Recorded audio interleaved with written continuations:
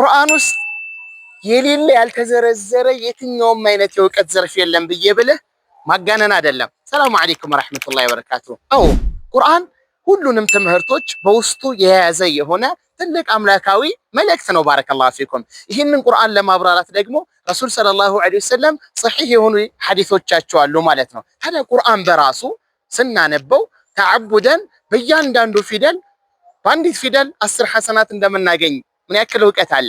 ረሱል ሰለላሁ ዐለይሂ ወሰለም ምን አሉ? መን ቀረአ ሐርፈን ሚን ኪታቢላህ ከቁርአን አንዲትን ፊደል አንዲትን ሆሄ የቀራ ሰው ፈለሁ ቢሃ ሐሰና በሷ ሐሰናት አለው አሉ። ወልሐሰነቱ ዐሽሩ አምሳሊሃ አንዲት ሐሰናት በ10 ትባዛለች። ላ አቁሉ አሊፍ ላም ሚም ሐርፍ አሊፍ ላም ሚም የሚለው አንድ ሐርፍ ነው ብዬ አልልም። ወላኪን አሊፉን ሐርፉን ወላሙን ሐርፉን ወሚሙን ሐርፉን።